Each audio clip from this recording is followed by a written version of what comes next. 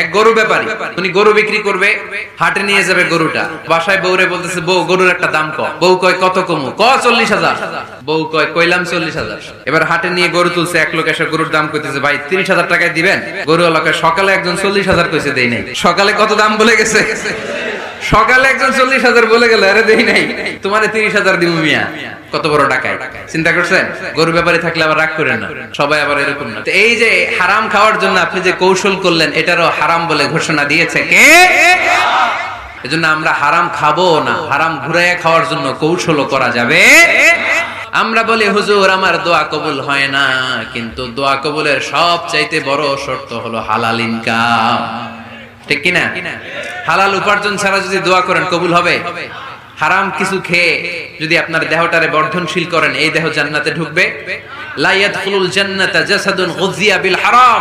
হারাম দিয়ে বর্ধিষ্ণু যে দেহ, এই দেহ কোনোদিন আল্লাহর জান্নাতে ঢুকবে না। চিল্লায় বলেন ঠিক কিনা? ইন্নাল্লাহা তাইয়্যিব লা ইয়াকবালু ইল্লা তাইয়্যিবা। আল্লাহ পবিত্র, আল্লাহ পবিত্র ছাড়া কোনো কিছু গ্রহণ করে না। এক লোক কাবার চারদিকে কাঁপতে কাঁপতে বেহুশ, ইয়া রাব ইয়া রাব ইয়া রাব বলে বলে কাঁদতেছে। সাহাবারা দেখে বলল, সর্বনাশ, আজকের দিনের সব সওয়াব তো এই লোক নিয়ে যাবে, তার চেয়ে বেশি সওয়াব তো কেউই কামাই করতে পারলো না। আল্লাহর হাবিব সাল্লাল্লাহু আলাইহি ওয়াসাল্লাম বললেন, ওয়া মাতআমুহু হারাম, ও যা খায় ওটা হারাম খায়। ওয়া মালবাসুহু হারাম, ও যা পরে হারাম টাকা দিয়ে কেনা ড্রেস আপ। ওয়া গুযিয়া বিল হারাম, ওর দেহটা বড় হয়েছে, বর্ধিষ্ণু হয়েছে হারাম খেয়ে। ফা আন্না ইউস্তাজাবু লাহু, কেন আল্লাহ তার দোয়া কবুল করবে? কঠিন কালো তার দোয়া আল্লাহর আরশে পৌঁছবে না। চিল্লায় বলেন ঠিক কিনা? এজন্য দোয়া যদি আল্লাহর কাছে মাকবুল করতে চান, আপনার দোয়া যদি আল্লাহর আরশ পর্যন্ত পৌঁছাতে চান, হালাল খাওয়ার দরকার আছে না নাই? জিহাদের ময়দানে এক সাহাবা সর্বপ্রথম তীর মেরেছেন, নাম কি জানেন?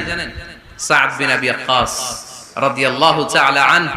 আল্লাহর হাবিব সাল্লাল্লাহু আলাইহি ওয়াসাল্লামকে বললেন, ইয়া রাসূলুল্লাহ উদু আল্লাহ আইয়াজআলানি মুস্তাজাবাদ দাওয়া। নবী হে, আপনি একটু আমার জন্য দোয়া করেন, আল্লাহ যেন আমারে মুস্তাজাবুদ দাওয়া বানিয়ে দেয়। কি বানিয়ে দেয়?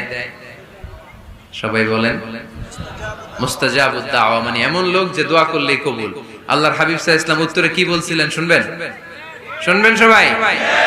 আল্লাহর হাবিব সাল্লাল্লাহু আলাইহি ওয়াসাল্লাম বললেন, ইয়া সাদ আতিব মাতআমাক তাকুন মুস্তাজাবুদ দাওয়া।